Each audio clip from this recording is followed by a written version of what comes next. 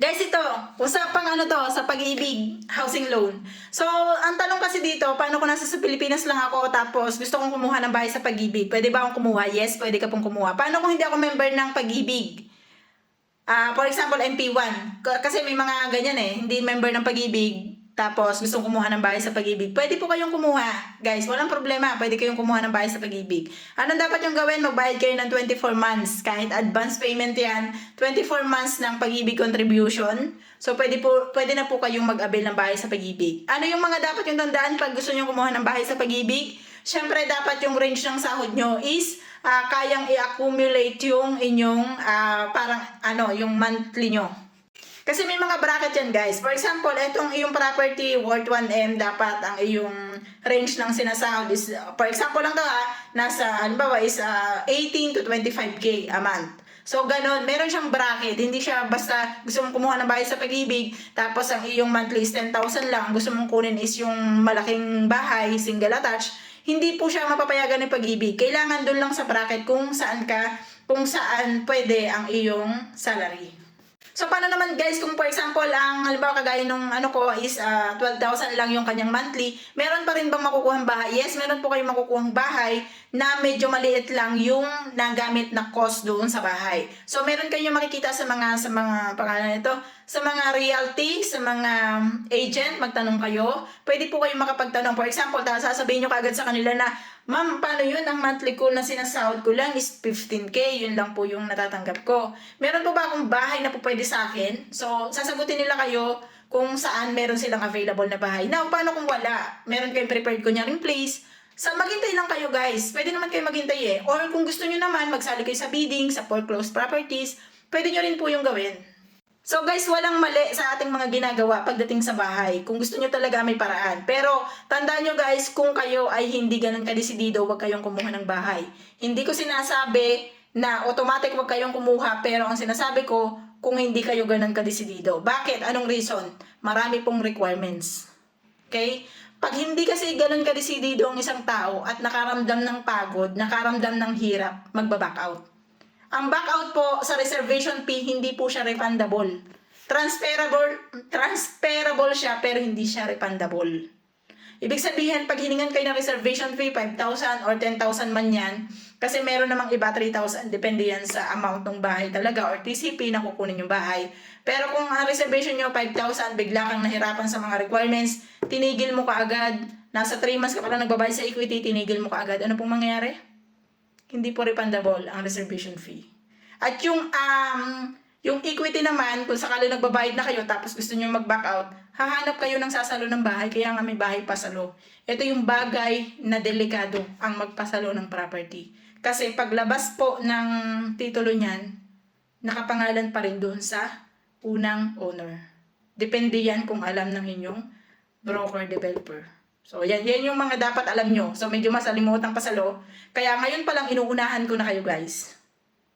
Inuunahan ko na kayo na kung kayo ay hindi ganun kadesidido, huwag kayong kumuha ng bahay. Kesa naman sa maging sakit ng ulo nyo. Kumuha kayo ng bahay dahil may goal kayo. Kumuha kayo ng bahay dahil yun yung gusto nyo at hindi lang yun yung uso. Hindi yun yung naririnig nyo. So guys, tandaan nyo kukuha kayo ng bahay dahil yun yung gusto nyo. Hindi yun yung naririnig nyo, nakikita nyo sa ibang tao, naiinggit kayo, hindi po yun. Kasi maraming requirements, ako na po nagsasabi. Lalo na kung OFW ka. So kapag hindi ka OFW guys, hindi siya masyadong maraming requirements, pero syempre maraming abala. Okay? Pag OFW ka naman, hindi ganun karami ang abala sa'yo kasi may SPA ka May special power of attorney kang kukunin. Siya ang maaabala. Pero bayad mo yung oras niya. Gets? Ngayon, ano naman ang pangit kapag OFW ka kumuha? Kasi may mga documents kang kailangan. OWA, ano pa? COE, ano pa? Kailangan, OWA membership ka, COE, ano pa? Consularized ng SPA. So may mga dokumento ka na hihingin sila na kapag hindi ka ganun kadesidido at napagod ka, ayoko na. Stop ko na lang. Ayoko na. Mag-back out ka. So, sayang po yung pera. Guys, as OFW, naiintindihan ko lahat ng pinagdadaanan natin. As OFW, ako po ay kagaya nyo rin na ganito, ganyan. Same lang tayo, guys. pareho lang tayo ng pinagdadaanan. Nagkataon lang kasi na siguro nag one step ahead lang ako ng konti doon sa iba. Pero hindi ko naman sinabi na walang mas nauuna sa akin. Baka nga yung iba dyan, malaki na yung kanilang napundar. Pero ang akin kasi, kung ano yung alam ko, gusto ko lang sabihin sa inyo guys, na pwedeng pwede basta ginusto nyo. So, sabi ko nga sa inyo, yung mga kapatid ko, hinihimo kong kumuha ng property. Pero, mahina yung mga loob nila. So, hindi ko sila pinipilit.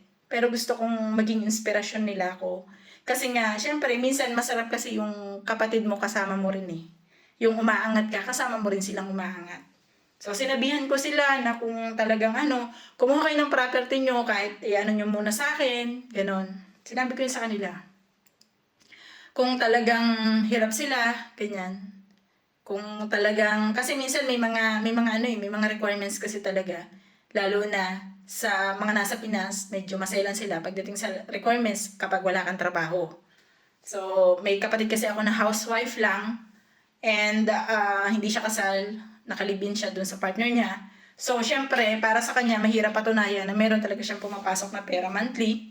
Kaya, sinabihan ko siya, kung gusto mo naman na gamitin yung pangalan ko, okay lang. So, ang mangyayari kapag nabayaran mo na, is papuntahin natin siya sa deed of donation. So, parang ipapamana ko sa kanya yung property para maging kanya yung property. Parang ipapasa ko sa kanya yung property. So, yun yung napag-usapan namin. Although, hindi ko kasi masyado pang mahimok, siguro mas ahead yung naging pag-matured ko. Kaysa sa kanila, may kapatid din ako na hinimok ko din na sabi ko, kumuha siya ng bahay, ganyan. Kasi meron naman talaga na Kaya lang, pag sinasabi kasi sa kanila na bahay sa pag-ibig, mostly talaga nang na-encounter ko is ang iniisip talaga nila is 30 years to pay. So, ang isasagot nila agad sa akin, matanda na ako bago ko yan mabayaran. Which is hindi po yun totoo. Guys, kahit 1 year, 2 years, pwede nyo naman bayaran yung bahay basta may pera kayo. Kung magkaroon kayo ng pera, for example, magkaroon kayo ng extra na 50,000 or kahit nga 10,000 lang yan, kahit nga 5,000 lang yan, i-advance to principal nyo, direct to principal nyo, ganun. Pwede po yun. Basta sa branch mismo ng pag-ibig nyo babayaran, direct to principal ang sasabihin nyo. Hindi siya pang monthly amortization, direct to principal. So sa PCP kasi yun mababawas. So kahit naka 30 years kayo guys, kung lagi kayong mag-a-advance or magda-direct to principal, mapapabilis po yung full payment ng bahay nyo. Ako nga po, 30 years yun. Pero dahil nga hindi ako pumasok ang pag-ibig doon, is nagbayad po ako ng in-house na 20,500 a month. So, in 5 years, natapos ko na po yung bahay. Awa ng Diyos, natapos ko po siya ng 2025. So, natutuwa naman ako doon sa naging achievement ko na yun. Kaya po binabahagi ko sa inyo na hindi ibig sabihin na kay pag-ibig kayo kumuha ng bahay is wala na po tayong kakayahan kasi ang iisipin natin matanda na tayo, 30 years ko pang babayaran yan. So, kung ako 37 ngayon, 67 bago ko siya mabayaran. Hindi po ganun. Pwede nyo po yung mabayaran ng mas mababa sa 30 years. Kung kaya nyo siyang bayaran ng 1 year or 2 years lang, pwede po. Wala pong problema doon. Basta doon po kayo kay pag-ibig mismo pupunta at sasabihin yung direct to principal at hindi sa amortization.